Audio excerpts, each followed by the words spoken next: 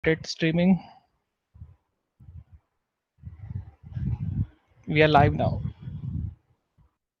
Okay. Welcome everyone and thank you for joining our live webinar. Myself, Rodolphe D'Souza, founder of and president of MyNation Hope Foundation.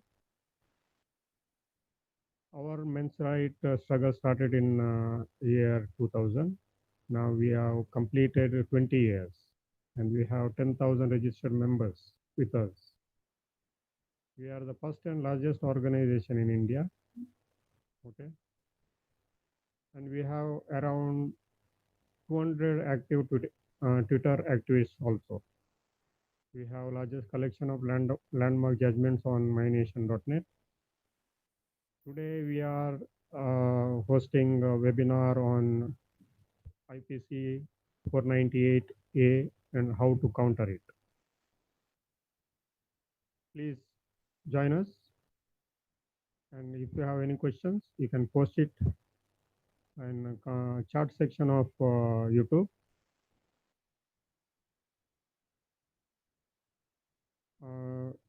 In between also we can take your questions. You can post anytime. If you have any question, please post.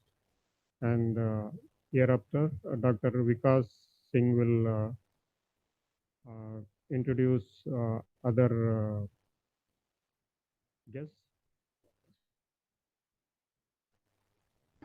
Thank you. Hello, good evening, everyone.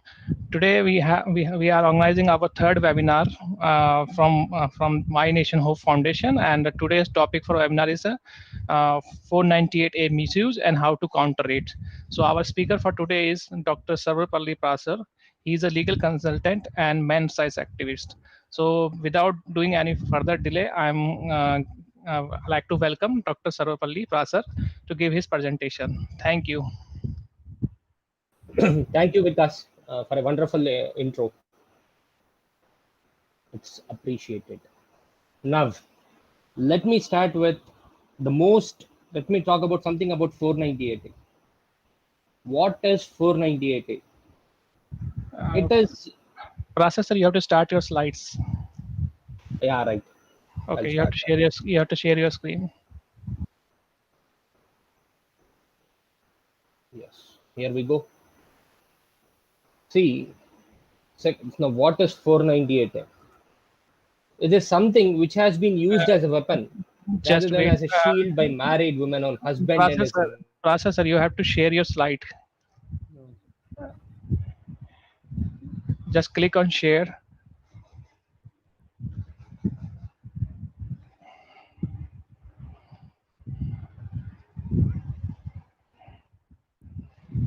Is nowhere used in IPC section 498A, but it is called dowry harassment section. Now, let us understand what is dowry, so that we will know that if this is not dowry, then those relevant sections do not apply. Now, Sorry, yeah, processor. We are not able to see your slides. You have to share your slides. I am sharing. I'm presenting. Uh, Right. Okay. I think I got it. Yeah, got it now. No. Is it visible now?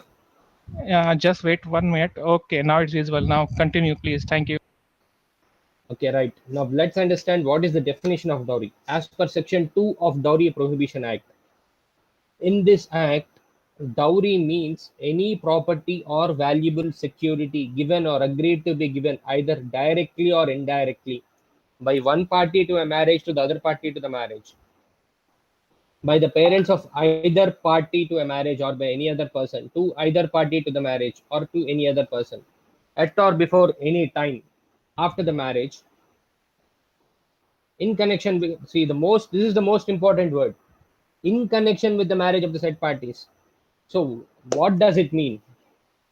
If there is any money transaction that happens but it is not in connection with the marriage, then Dowry Prohibition Act doesn't apply. Right. Processor, can you play your slides? I don't know how to do it. Just there's a button there. just see on the right hand side downside there's a button play slides beside the 73%.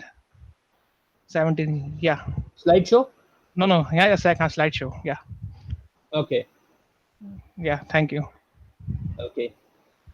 So the most important word here is in connection with the marriage of the said parties. Now let's figure out what is not dowry now. Now, dowry as a quid pro quo for marriage is prohibited and not the giving of traditional presents to the bride or bridegroom by friends or relatives. The important word here is traditional presents. Thus, voluntary presents given at or before or after the marriage to the bride or the bridegroom, as the case may be, of a traditional nature, which are given not as consideration for marriage, but out of love, affection, on regard, would not fall within the mischief of the expression dowry, punishable under the Act. Now, the relevant case law is S. Gopal Reddy versus State of Andhra Pradesh. This is the judgment of the apex court. Now, continued. What is not dowry? Any present made at the time of a marriage to either party in the form of cash, ornaments, clothes, or other articles shall not be deemed to be dowry within the meaning of this section unless they are made as a consideration for the marriage of the said parties. Presents which are given at the time of marriage to the bride without any demand having been made on that behalf. Right? What is not dowry? Customary gifts and presents given to the bride or bridegroom during marriage cannot be considered as dowry. Orissa High Court. If it was customary in nature, the traditional giving of presents in engagement functions, they would not attract the provisions of Dowry Prohibition Act. Nagpur Bench, Bombay High Court. Customary payments are not dowry. Customer considered to be gifts, not valuable property. Money demand unrelated to marriage won't attract dowry defense. Marriage articles are not dowry. Husband persuading his father-in-law to invest in his father's share business is not dowry demand. Mere demand thereof would not dowry demand has to be in relation in the marriage. This is the most important word. Mere demand thereof would not be an offense under section 4 of the Act 1961. It should be either given or aggrieved to be given at or before marriage in connection with the marriage. Although in common parlance one very often uses the word dowry demand in the cases where the husband or his relations demand valuable security from the parents and other relations of the wife after the marriage, yet this will not amount to demand for dowry under the Act 1961. In view of definition of dowry, dowry contained in section 2 of the Act 1961. Demand for dowry under the Act and in the legal sense will mean the demand for dowry only when it refers to property of valuable security given or agreed to be given at or before or after the marriage. So the most important word here is in relation to the marriage. Relevant case law M. Sudarshan Gaud versus State of AP, Hyderabad High Court. And this is the URL. See, the most important thing that we have to learn is this. Marriage expenses is not dowry. The amount payable towards marriage expenses has no characteristics of dowry within the meaning of section 2 of Dowry Prohibition Act. Dowry under the Aforesaid Act refers to a property or a valuable security given by a party to a marriage or his or her parents to the other party to the marriage or his parents. Relevant case law Gopalakrishnan versus Gopalakrishnan, Kerala High Court. Now let's come to this dubious most misused section in the Indian Penal Code, which is IPC section 498A. Now let us understand what is 498A. Let's come to the definition of IPC 498A. Husband or relative of husband or a woman subjecting her to cruelty. Whoever being the husband or relative of a husband of a woman subjects such woman to cruelty shall be punished with imprisonment for a term which may extend to 3 years and shall also be liable to fine. This is what people get confused. Please let me stress more on the word cruelty. The term cruelty means, first of all, any willful conduct, which means that if whatever that has happened is not willful, but due to circumstances, it is not willful conduct. And once it is not willful conduct, it is not 498A. Any willful conduct which is of such a nature as is likely to drive the woman to commit suicide Now, this is what is called mental cruelty. Remember this. Each and every incidence of mental cruelty is not 498A.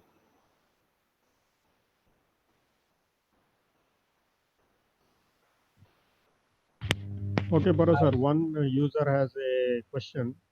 Okay. He is asking 498 filed without reference to dowry or stridhar. How to deal with it? 498 filed without reference to dowry or stridhar. Okay. See, now I'll continue with this and then you'll get the answer there. If it is not mental cruelty to the extent of driving the woman to commit suicide, it is not 498A.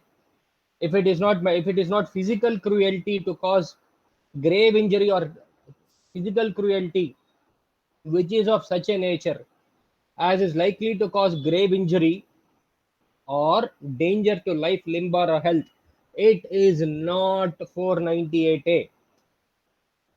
Right. Now, let me answer the question now.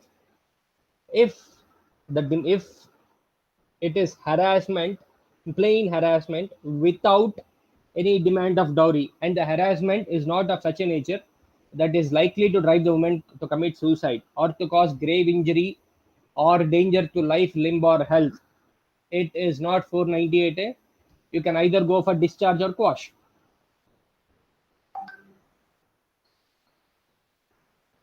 Now, coming to second point, harassment of the woman. Men, hope the query's question is answered.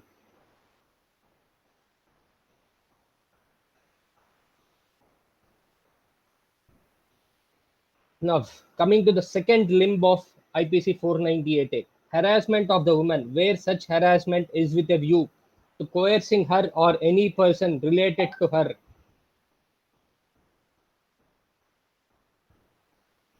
Is with a view to coercing her or any person related to her to meet any unlawful demand for any property or valuable security, or is an account of failure by her or any person related to her to meet such demand. Now, let me decipher this.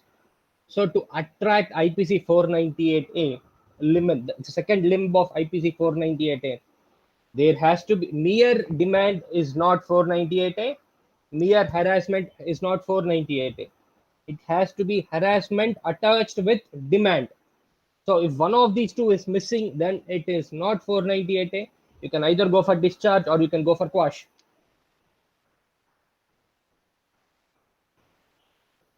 Now, let's come to the object of introducing IPC 498A.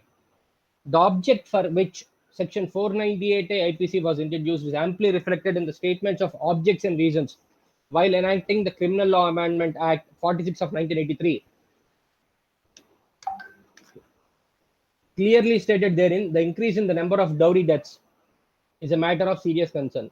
The extent of the evil has been commented upon by the Joint Committee of the Houses to examine the work of Dowry Prohibition Act 1961. In some cases, cruelty of the husband and the relatives of the husband, which culminate in suicide by or murder of the helpless woman concerned, constitute only a small fraction involving such cruelty. Therefore, it was proposed to amend IPC, the Code of CRPC, and the Evidence Act suitably to deal effectively not only with cases of dowry deaths but also cases of cruelty to married women by the husband, in-laws, and relatives. The avowed object is to combat the menace of dowry death and cruelty. But what is happening?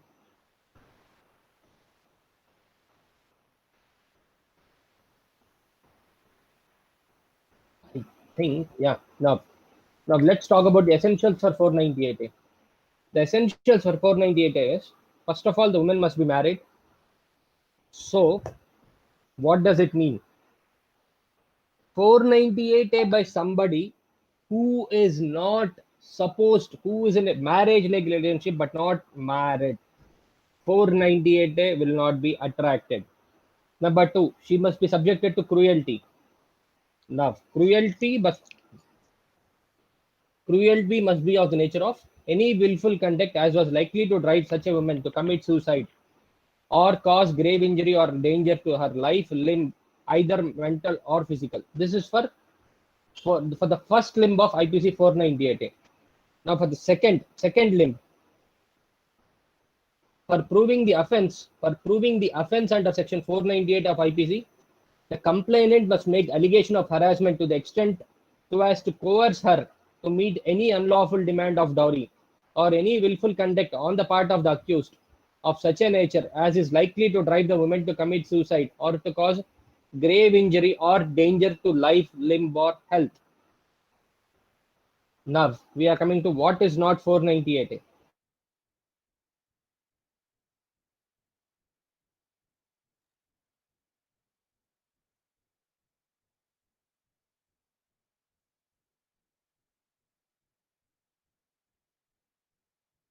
In-laws, mother-in-laws, and father-in-laws, and sister-in-laws against the relatives of the husband, that they poison the husband ears, that they told this, they told that,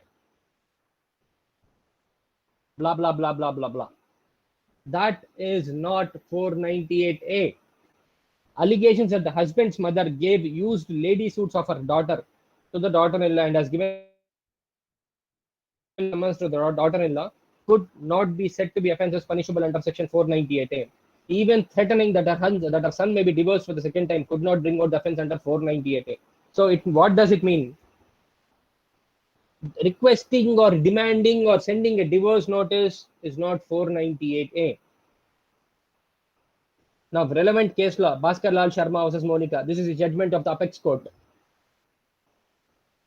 Mere slap in anger is not harassment under 498 IPC. What is not cruelty? One solitary incident of beating is not cruelty under 498. Relevant case law, Pandurang Katti versus State of Karnataka. Here is a reference. Now all this while we were talking about limb A of IPC 498. Now we will talk about limb B. To attract the rigor of clause B of IPC 498A, there has to be a series of events. One or two events is not 498A. Relevant case law, Giridhar Shankar Tavde versus State of Maharashtra. Mere demand is not 498A. Mere harassment is not 498A. It has to be harassment combined with demand. Now, this is another allegation that commonly comes. My husband has pawned my jewelry. So please book 498A. Pawning the jewels of the wife and raising loan to discharge the subsisting debt is not an offense under any provisions of law. Relevant case law, Rangaswamy Gounder versus State of Tamil Nadu, Madras High Court. Now, what is happening? Many instances. Sarji, I have a question. Okay, that the taunting come under 498A? No, it doesn't come under 498A. Parasar, sorry Yes. to interrupt.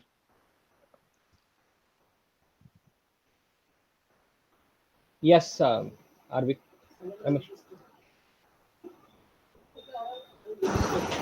Kamesh, go ahead. Yeah, we have some questions here. So let me actually read out the questions. Okay.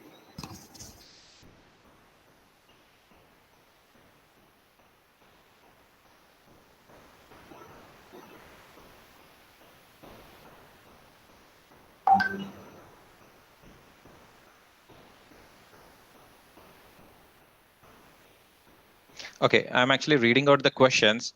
So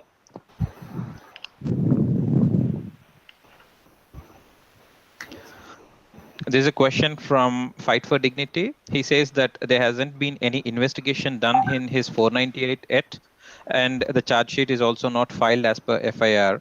The FIR has the sections of 498A, 323, and 3x4 Dowry Act. What to do? He can look into the allegations and read the relevant judgments, right? And then he can either file for a discharge or quash if he feels the allegations do not attract 498A. Investigation is one of the grounds for acquittal. It may not be a good enough ground for discharge or quash. Okay.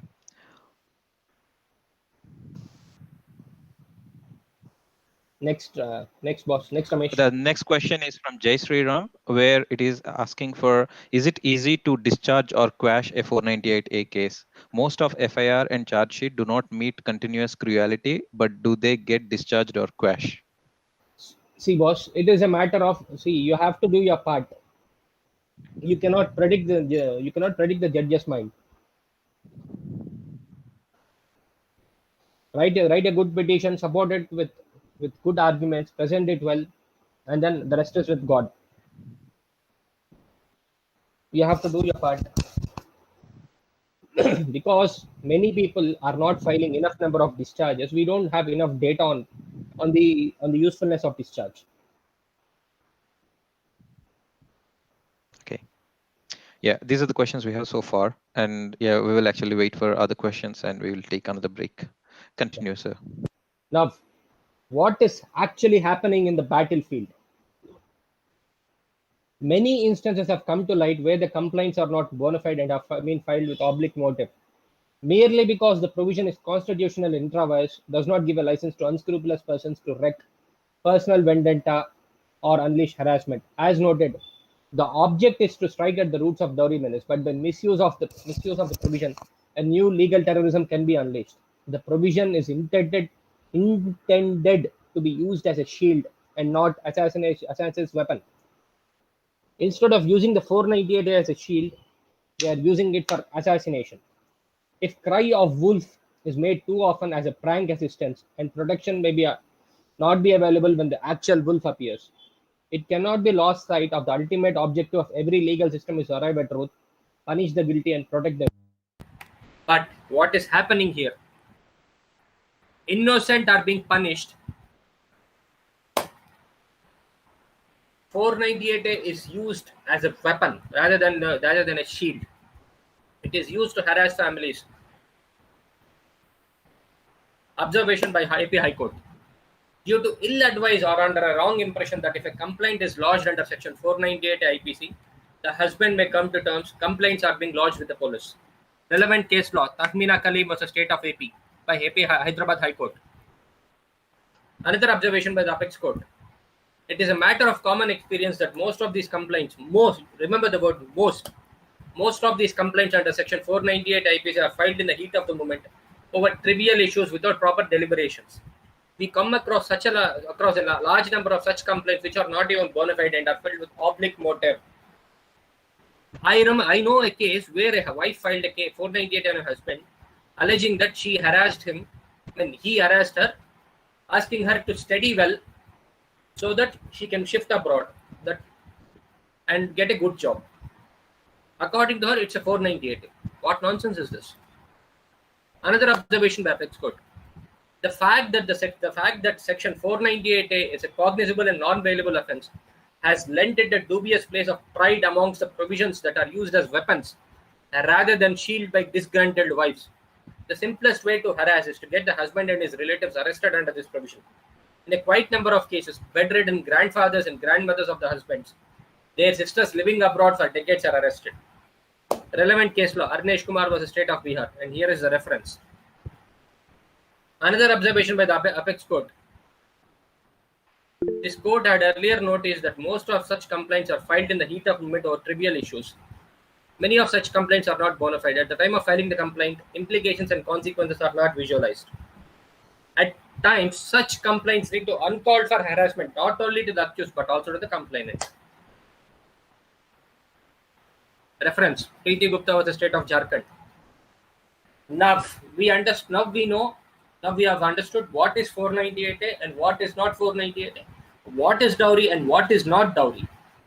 Now, let's look at the warning signs of that you may face a 498A.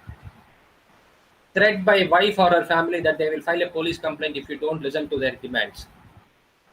Forcing the husband to shift to her parents' house, forcing the husband to separate from his parents. So this is the most important part.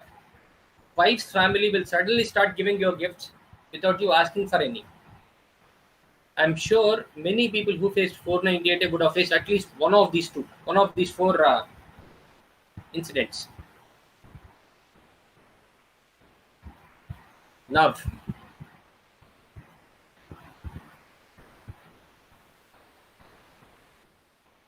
what happens after a 498 is filed? First of all, there is fear of arrest. Many husbands don't know that there is something called IPC 498A, as per the guidelines of the Apex Court in Arnesh Kumar vs. State of Bihar. Extortion tactics by police showing the threat of arrest. 498A is used as a tool of extortion rather than shield by unscrupulous wives. Now, what to do after remedies after 498 FIR is filed? Use the even before once the FIR is filed or just before the FIR is filed, you will have a counseling session in the police station or in the mediation center. Now, use the mediation to understand your opposite party. Listen to understand, not to argue. Never say that you will not take your wife back. Say that there are allegations against you and that it is your right to prove your innocence. Hence, the answer is, I will think about taking her back after proving your innocence. Read the Art of War at Chanakya Niti to understand how this battle is fought. What to do if you get a call from PS, from police station. Whenever you get a call from police station, don't panic. Ask for either summon notice if a FIR is not filed or a CRPC 41 notice FIR is filed. If opposite party is influential, always apply for anticipatory bail. Start doing meditation or something, some passion to unwind yourself, to control the stress. Or if you're religious, double your prayers. It's a game of patience after all. What to do after getting summons from court? Go to court and take all the documents, which includes the FIR, charge sheet, and 161 statements and evidence, if any.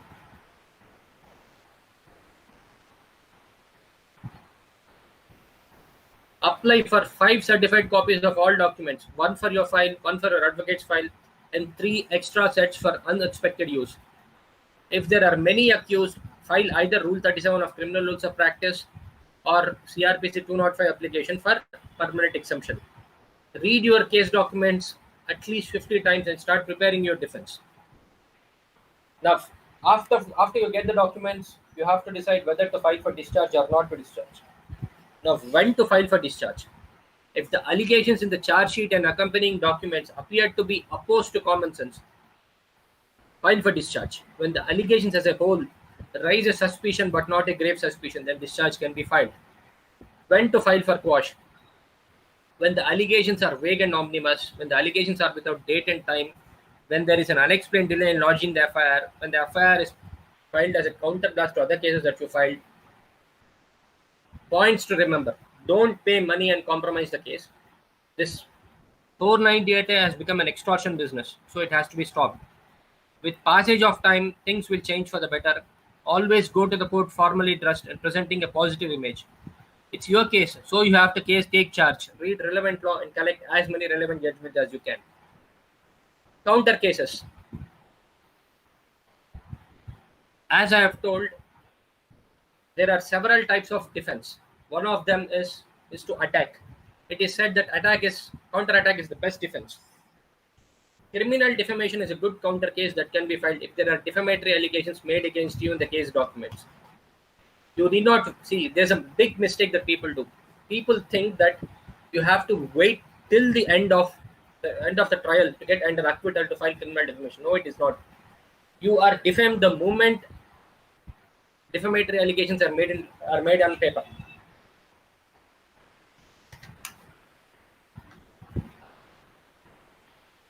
Continue. Prasad, I have a question.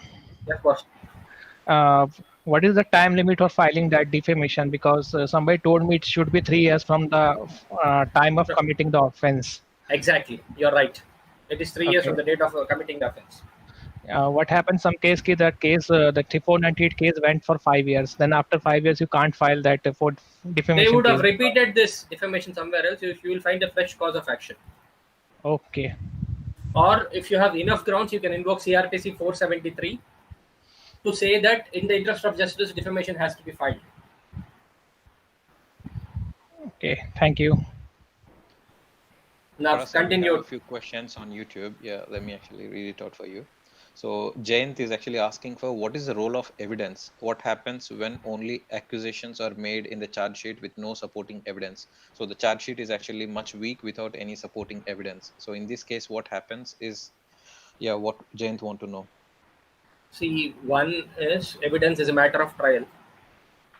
The court will say that no, they may adduce the evidence once the matter comes for trial. But if there are other grounds for discharge, and there is no evidence, you can add this ground as an additional ground to say that conducting trial is an abuse of process of law when you have other supporting grounds to support your discharge. You can either file for discharge or quash, depending on the scenario. Okay. And we have Sumit Kumar, who is actually like mentioning the concern that he has, because most of the time lawyers always relate harassment and dowry demand in complaint without any evidence. And for these type of 498A FIR complaints, what to be done? Check out if the look at the weak points in the case. If there is no date and time, if there is an unexplained delay, if the allegations are vague and omnibus, if the allegations are not specific, then Okay. he can file for discharge or quash.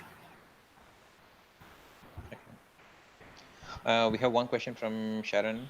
Why not fast track court cases of matrimonial matters, preliminary inquiry before registration, as these IO documents are not evidentiary anyways and precious time is lost? So the main concern is, why there is no prima facie checks before these type of complaints is actually taken. It And is lack it's of actually It is lack of application of judicial mind. That's it. okay. A question from Sanjay: can anyone file criminal defamation during 498A? Like once the Yes. FIR is registered? Once there are defamatory allegations, see, filing a 498A is not defamation. It should be something more than that, which I will talk about in the next in the future session, where I will talk about criminal defamation.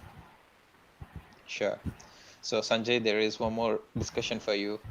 Keep waiting. We have Kuntal Panda asking for, like, his DV and 498A seems to be quite contradictory in the petition statements. So can I file criminal defamation because they are contradictory in her statement? Criminal defamation is an entirely different topic. We will talk about it when it comes there. But preliminarily, contradictory statements is not defamation. He should figure out how he is defamed because of such baseless allegations. Now, did he lose his reputation? What happened? That's a entirely different discussion. Okay. We have one more similar question on the defamation. If in court case, if wife defame in writing, like in the, I think return arguments or something like that, in writing in court, can we file case? Can we file criminal defamation case is the question. It depends on the document where she has done it. If it is in either the petition or this thing, she cannot file. You may not use it while in a deposition, but you can definitely, if there is a defamatory allegation either in the FIR 161 charge sheet or even in the arguments, she can file it. You can definitely file criminal defamation if the allegation is defamatory. Yeah. So they have to actually make sure that the statements are actually like constitute defamation, and based upon that they have to file it. Okay. And we have one question from Krishna Chaitanya. What is the time limit for trial of GWA case? This means to be custody of children, seems like. It is unrelated to this topic. Okay. So yeah, we will try to provide any other judgment orders. He has asked for the judgment orders if there are any. We will try to provide these on the MyNation site. So keep checking for the comments on this YouTube video. Love. Yeah, we will again come Can I back to the continue? questions later. Yeah, please.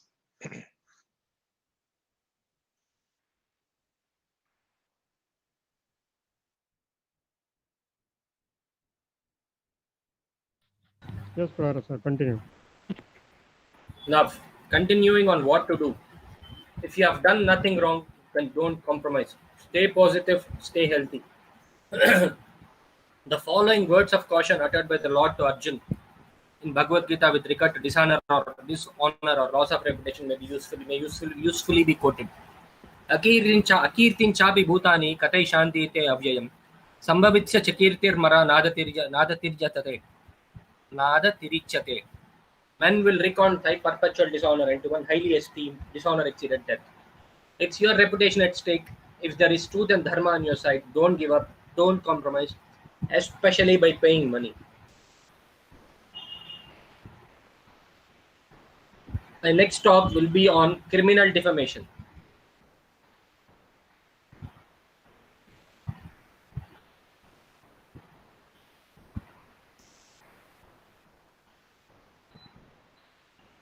There's a lot of demand for that criminal defamation. Actually, a lot of questions are from that.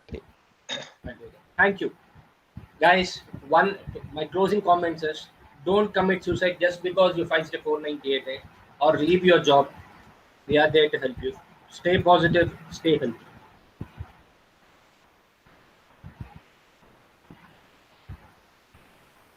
That's it. Okay, there are a few more questions, Parasa. Yes. Yeah, can you share examples of defamation? I think these things can be actually done on the video.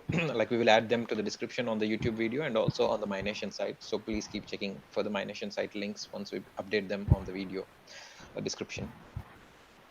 What sort of allegations ought to be deemed as defamatory? Questions are there. That's a different, defamation is a different topic. Okay. That will be my, in the next couple of weeks, I'll do that presentation on criminal defamation, on defamation. This question is answered. There is one question from Ramdeep Chauhan. What if IO doesn't investigate the matter and file the charge sheet?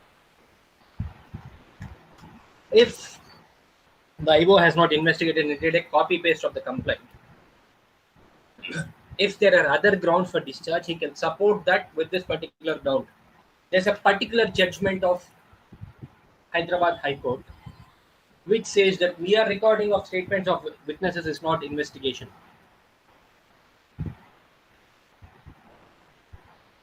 It's Rajesh Gupta versus State of AP. Okay. We have one question from Ravi Avasti. So knowing the fact that courts may or may not give you enough opportunity to express your version of story or fact in 498A, how can an accused ensure his facts are heard in complete fashion? So this is more related to the defense evidence. Understand the first point. In a criminal case, it is the whole burden lies on the complainant to prove their allegations. We have a right to remain silent. Number one. Number two, there's after the whole trial is over, if at all the petitioner, if at all the accused has something to say, he can always come to the bone and say, there's something called CRPC 315 where he can give his evidence, and then he will be subjected to cross-examination. After 313 CRPC 313 examination, he can file arguments, but just before filing the arguments, he can give his give his version of the story. Okay. And after that, so he's actually mentioning. Yes. If he can actually affidavit explaining accused version of story would work. Like if he can submit any affidavit explaining accused version of the story, would that work? The only time, unfortunately, the criminal justice system is like that. The CRPC code is like that. He can give whatever it is his story. He can give it only after the whole trial is over.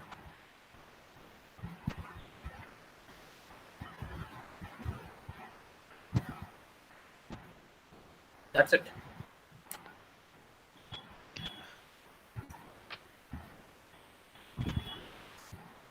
So Venkat is asking a question related to 498A. The 498A is in summon stage now. OP and witness yet to be given statements in the court. What is the right time to file discharge of 498 in this scenario? Is charge framing over? I think his charges are already framed.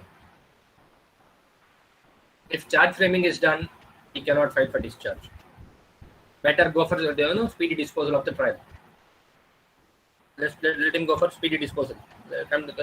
Complete the trial fast.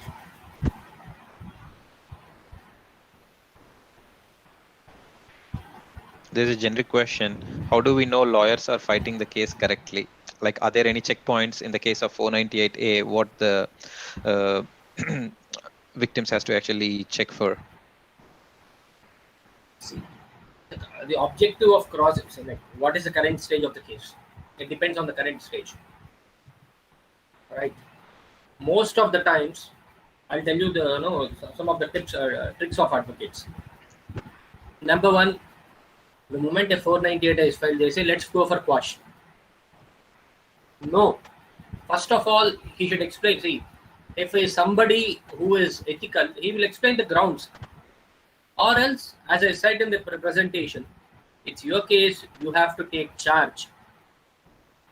Read judgments. There are more than enough judgments on MyNation. Read them. Understand the judgments.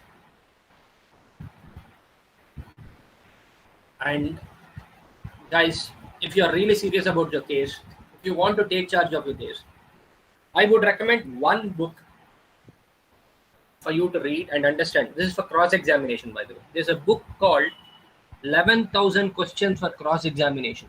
Buy that book and understand how cross-examination questions are framed. Sit with your advocate. Write your own cross-examination questions. Sit with your advocate.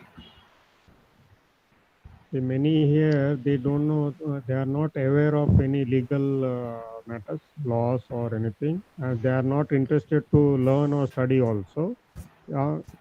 Forget about other generic this thing, their own case. Many, when you ask about their FIR itself, they are not aware what is there, what she wrote. That type of attitude, the most of the men have. It's, that attitude has to change. Yeah, it's not a mistake of lawyer, and for them you are a cash cow. Okay, they want to milk as long as possible. They will not do anything. Most of the lawyer just drag, take dates after dates, give you some excuse, and say, and they are making money. And many are just giving money, then they are not doing anything about their cases. They are not studying, they are not reading laws.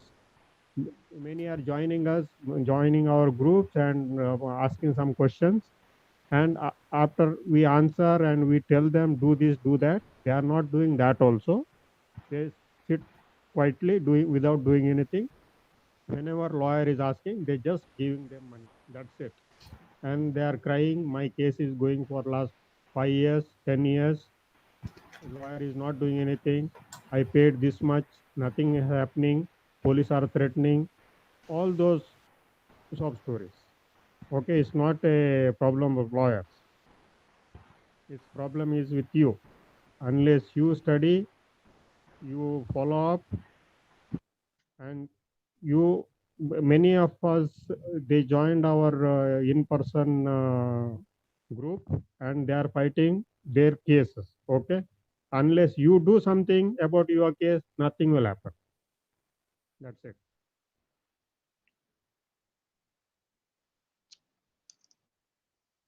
Thanks, producer. Yeah, Sumit, actually, like, it's better to be completely aware of what are the updates on your case, and based upon that, probably we can actually do another seminar in which we can give you the checkpoints, like at what stages what need to be done and so on. But yeah, you should be in the driving seat for your cases, so that would always keep your lawyers to be more concerned about fighting it in the right way. There are a few more questions related to the discharge. Like earlier, Venkat is mentioning that the charges are not framed yet. So can he actually file for discharge?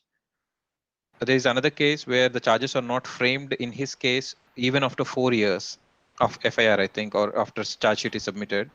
So can he go for quash? This is from Munshi, Atik Munshi. Yeah, he can.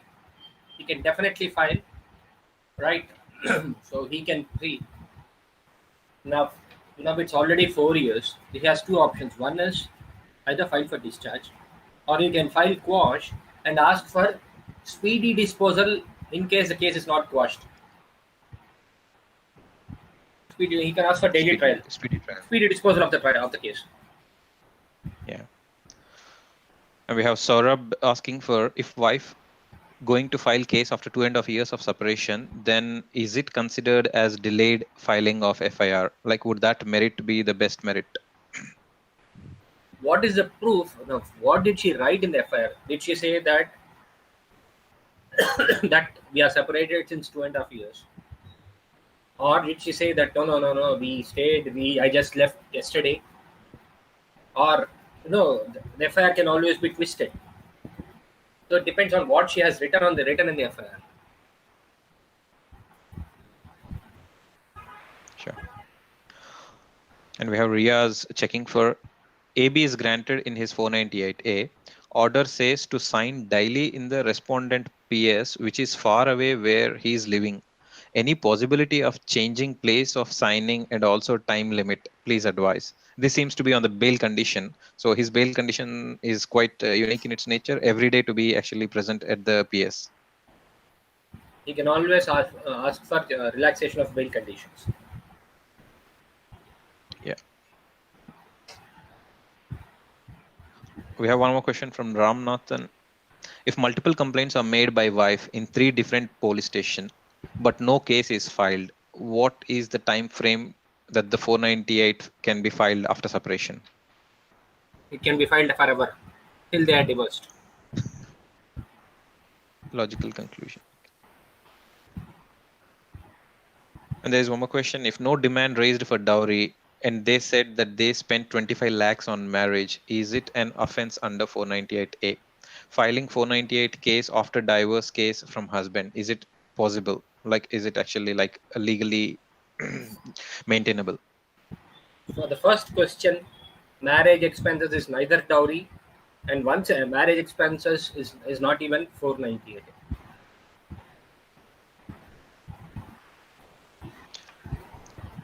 If wife commits suicide after separation, does it actually be liable as abetment for suicide or 498A?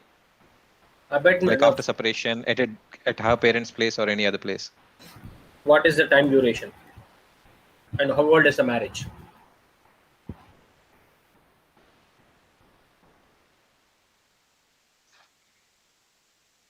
Okay. We have Tulsidas checking for what judgments need to be added at argument stage. So yeah, he's really referring to citations that should be always mentioned in 498, like what are the best citations. But yeah. It depends on the case. Depends on the Yeah, allegations. I agree.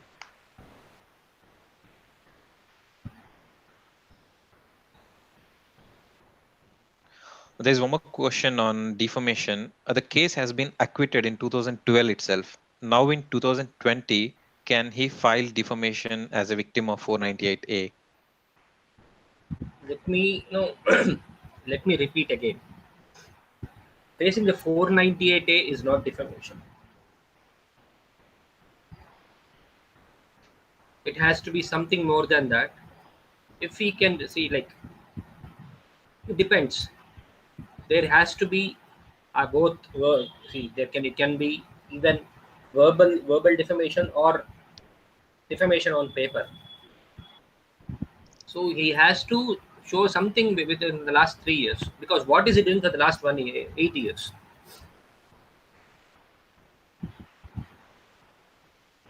Okay. And is an online FIR considered as a certified copy? What does it mean? Like, does it mean this is a question. Like, does it mean a printout? Maybe for the bail. Yeah, I think they might have actually downloaded the online FIR. So online FIR, whatever the little one paragraph that they have on the FIR. FIR, yes, for limited purposes of bail, they can say that, like, if at all he is not getting the copy of the information that given to police, they can definitely say that these are the allegations against us. These are the sections that we are charged with. We are not getting the copy of the FIR, so they can definitely use it to apply for bail.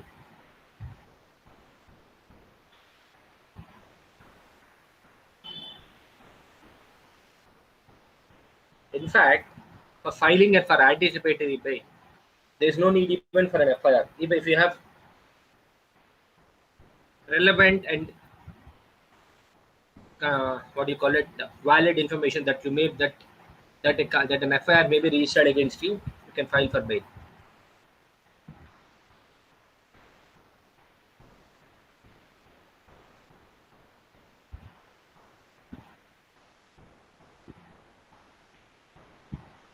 Yeah, that's all what we have. Saurabh has actually come back saying that she has written separation time, and also she has written in the mediation center complaint that they are already separated for 2.5 years. I'm not sure whether there has been a 498 already registered on him, or he's just apprehending that it could happen in future.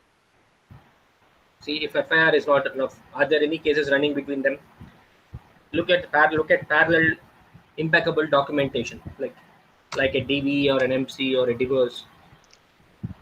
No, that is his earlier question is if wife is going to file after 2.5 years separation, then Is it maintainable? it's considered It is, delayed or filing FIR.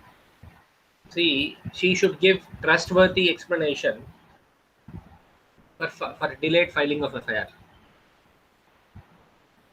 See, let me quote a relevant judgment. Expecting that husband will come and take her back was not a worthwhile explanation for filing a 498A. And I would like to quote this judgment of the Apex Court, State of AP versus Madhusudan Rao. So it has, the explanation should be, see, first of all, he should explain the delay. Number one. Number two, the explanation should be worthwhile, something which is convincing to the judge.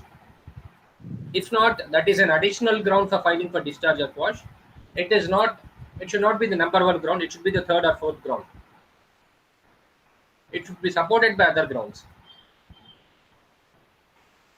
That's what. Okay.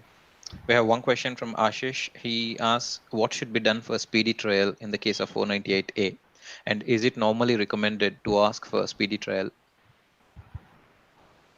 See, what should be done? There are several ways. One is, first of all, your advocate should not take unnecessary adjournments.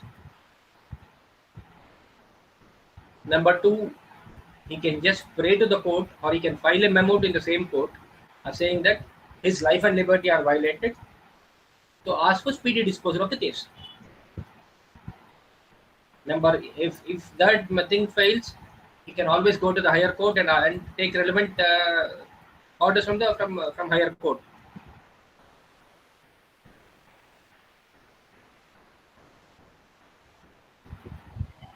I have a question. It is relevant if suppose the co-accuser is senior parents, senior citizen parents. So Okay. by law, they can ask for the legal help, legal aid. Okay. So because this is a time when we are losing our earning. So if the senior citizen is the co-accused in a 498A or in DV cases, so the senior citizen can ask for the legal aid from the state. Yes, they can. Read Okay. Article 39A of the Constitution. It talks about free legal aid. Okay. Thank you.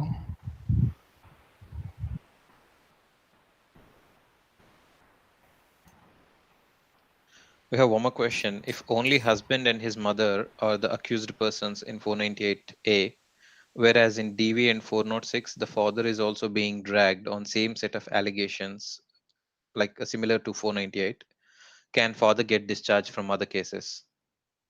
Inconsistency of the case. Another 10. Yes, go ahead. Your voice is Yeah. not. Yeah, go Sorry. ahead. Yeah, I will repeat. So, a husband and mother are accused in 498A, and in DV and 406, father is also mentioned, it seems like, on the same set of allegations or the same narration what they have done in 498. So, can father get discharged in this DV because he is actually not mentioned on the 498A? Is that a merit? No, which is filed first, DV or 498?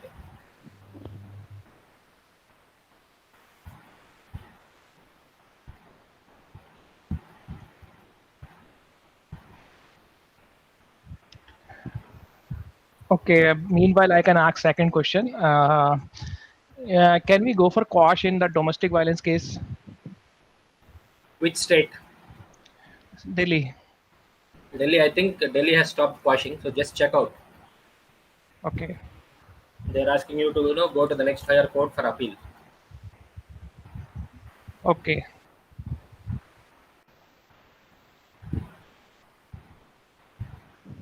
We We have a question from Kulbir Singh. Facing 498A, but in the charge sheet there is no mention of Dowry Prohibition Act. So no dowry was asked. Can it be used to fight against 498A? Like, is it enough for countering the 498 case? Remember this, the word dowry is nowhere mentioned in 498 in the section IPC 498A. Right? Dowry is different, unlawful demand is different.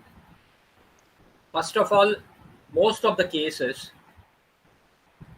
there will be no allegations that she was harassed, that the wife was harassed, so as to attract the first limb of IPC 498. Second thing, most of the cases would be the second limb. Check out if the allegations in your case are of such a nature that will attract the second limb. See, for example, most of the times you'll say, we spent so much on marriage, so 498A. I'm sorry. Understand the difference. Number one. Number two, if it is one or two incidents of so-called harassment with demand, it is not even the second limb of 498. It has to be a series of events. So it has to be a series of events of demand associated with harassments.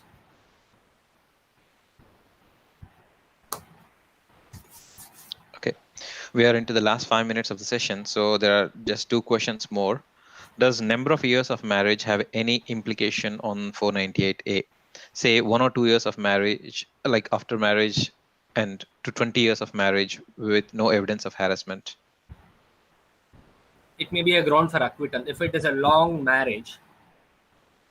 Okay, I know a case where a 498A was filed by the mother on the daughter, stating that she harassed her along with her husband. Like, daughter harassed the mother along with father. It's a clear-cut case of acquittal. Okay, and the last question is, any suggestions for an unmarried guy to actually save from?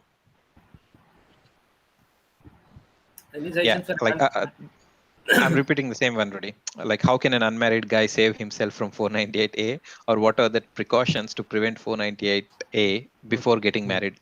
This is related to prenuptial agreements or something. See, boss, I will recommend few things. See, this is not legal as such. This is more of an what do you say? Lookman interaction with many people.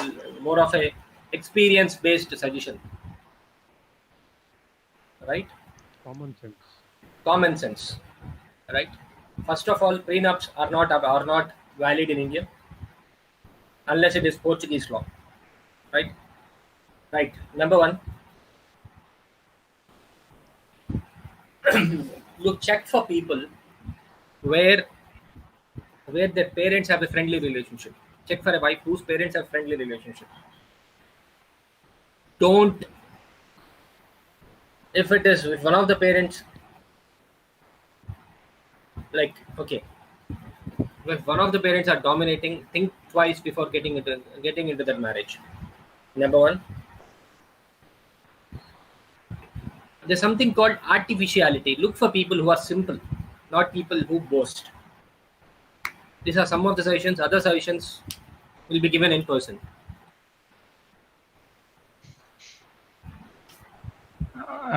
Can I add in this one? Yes, please, doctor. Yes, actually, I have seen.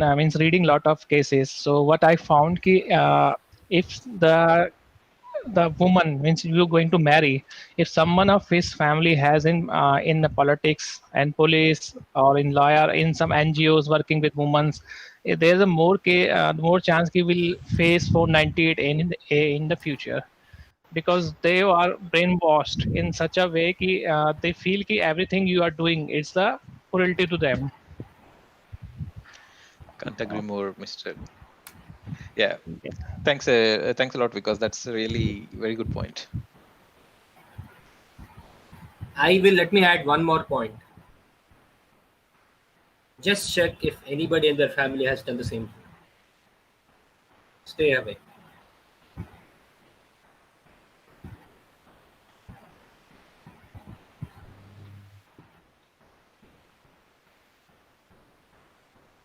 We have a few more questions, but we have run out of time. So shall we actually extend for 5 more minutes or I'm ready. I'm okay get with them it. answered? Yeah, continue.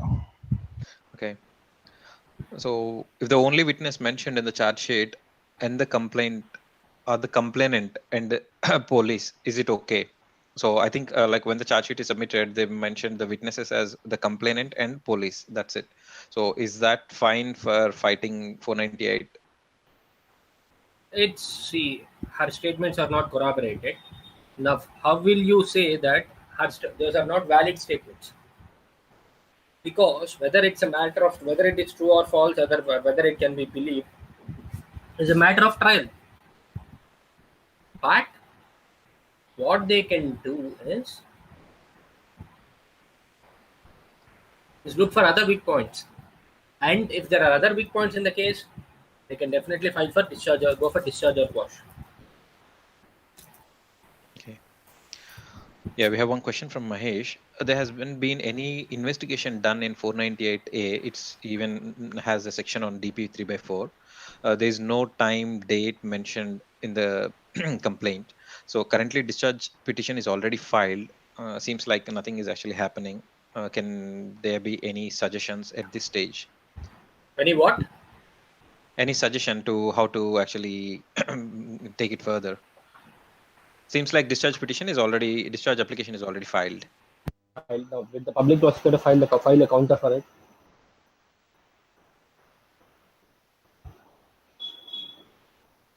Okay. And is 498 maintainable after 7 years of marriage? Yes, it can be filed even after 50 years after marriage.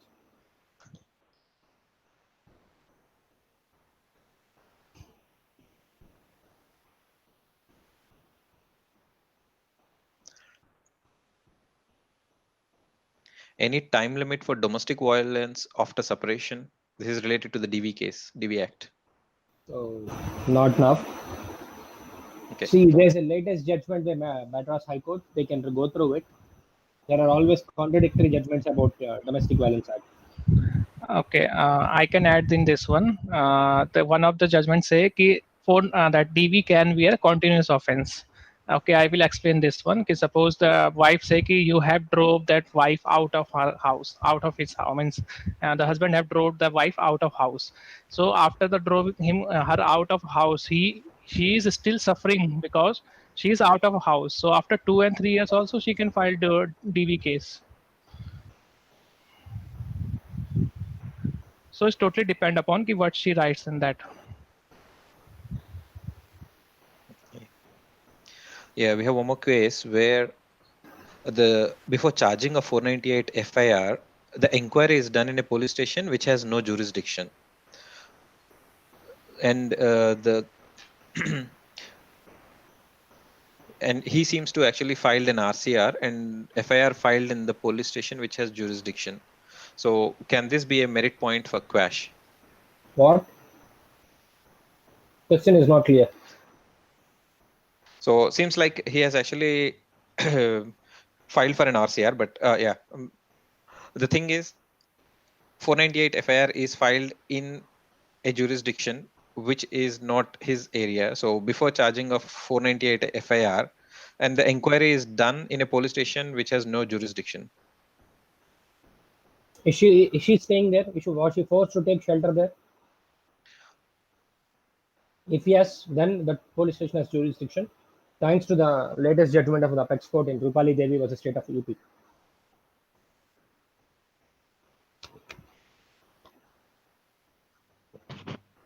Yeah, and is there any one-to-one consultation available for cases from MyNation seniors to fight the case in any best way? I would like Rudy sir to answer this.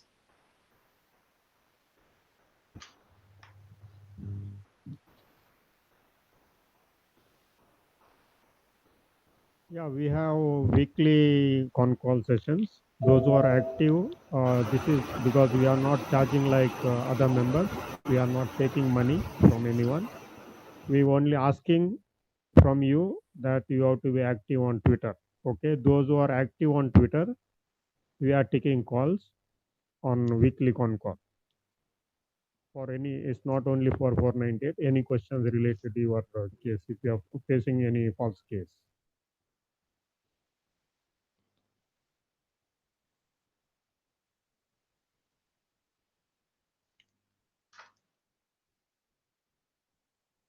Thanks, Rudy.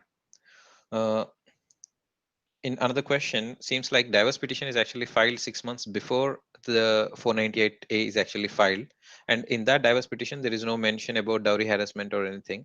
So does this actually weaken the 498 case as it being an afterthought?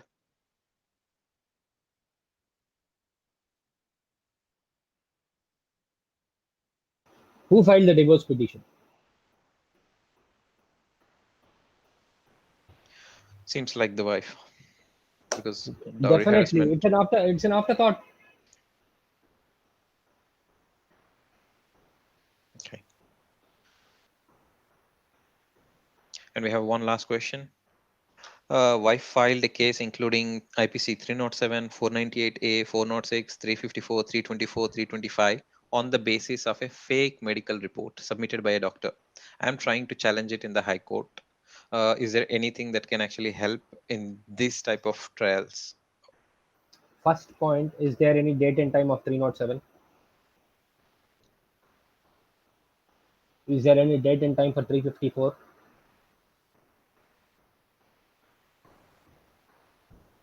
If there is a medical report, it seems like it's a fake medical report.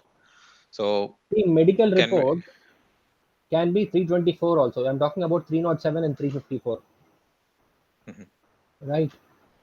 Once 307 is gone, the intensity of the case will reduce. If there is a date and time, then he has to go for trial.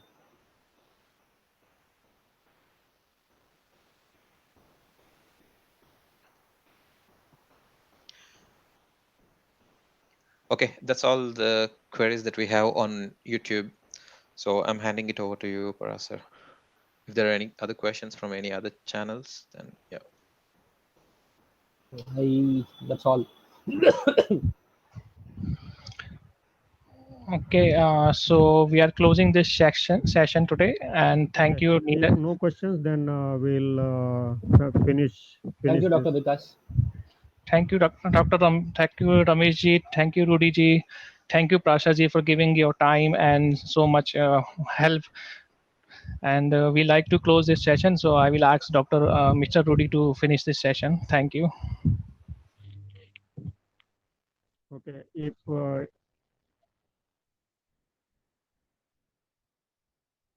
thank you everyone for participation, and thank you all the admins for your wonderful job and posting questions. Thank you, Farasa, especially Farasa, for wonderful presentation and detail and for your knowledge. If anyone has any questions, those members, MyNation members, they can post it in a group. We'll answer, or you can ask Parasa directly. If he has time, then you can talk to him on one-to-one case. Rest, those who are not members, they can anytime you can join us. Please visit mynation.net. We are not charging any money for your sharing knowledge. Thank you. Join us next week. Thank you, everyone. Bye.